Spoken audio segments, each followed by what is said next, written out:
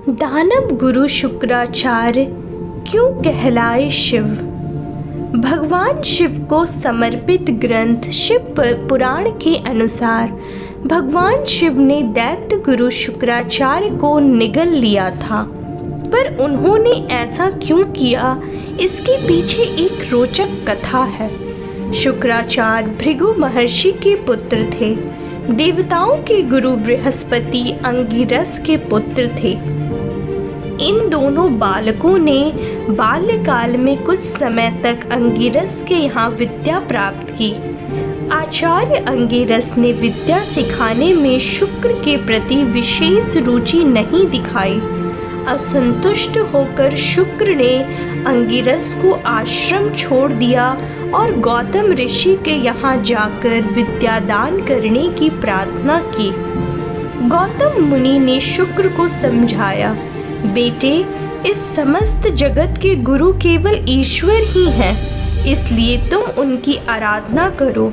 तुम्हें समस्त प्रकार की विद्याएं और गुण स्वतः प्राप्त होंगे।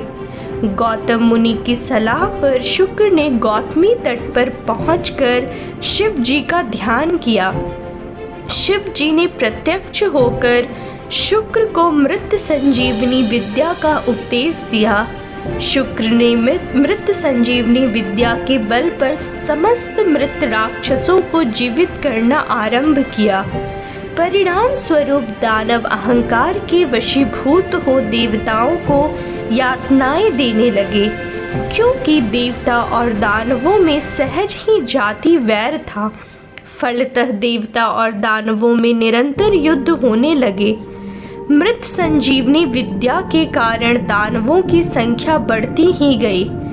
देवता असहाय हो गए। वे युद्ध में दानवों को पराजित नहीं कर पाए। देवता हताश हो गए। कोई उपाय ना पाकर वो शिव जी की शरण में गए, क्योंकि शिव जी ने शुक्राचार्य को मृत संजीवनी विद्या प्रदान की थी। इसलिए देवताओं ने शिव जी से शिकायत की, महादेव, आपकी विद्या का दानव लोग दुरुपयोग कर रहे हैं। आप तो समदर्शी हैं। शुक्राचार्य संजीवनी विद्या से मृत दानवों को जिलाकर हम पर भड़का रहे हैं। यही हालत रही तो हम कहीं के नहीं रह जाएंगे। कृपया आप हमारा उद्धार कीजिए।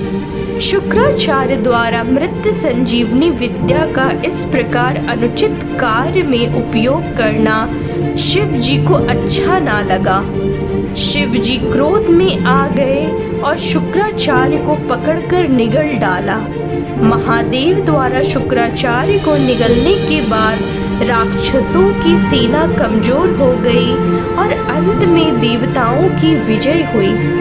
इधर भगवान शिव के पेट में शुक्राचार्य बाहर आने का रास्ता खोजने लगे।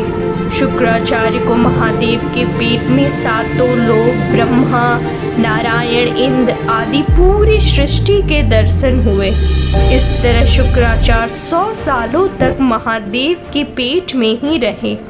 अंत में जब शुक्राचार्य बाहर नहीं निकल सके तो वो शिव जी के पेट में ही मंत्र जप करने लगे। इस मंत्र के प्रभाव से शुक्राचार्य महादेव के शुक्र रूप में लिंग मार्ग से बाहर निकले। तब उन्होंने शिव जी को प्रणाम किया। शुक्राचार्य को लिंग मार्ग से बाहर निकला देख भगवान शिव ने उनसे कहा कि चूंकि तुम मेरे लिंग मार्ग से शुक्र की तरह निकले हो, इसलिए अब तुम मेरे पुत्र कहलाओगे। महादेव के मुख से ऐसी बात सुनकर शुक्राचार्य ने उनकी स्तुति की। माता पार्वती ने भी शुक्राचार्य को अपना पुत्र मानकर बहुत से वरदान दिए। जय शिव शंभु।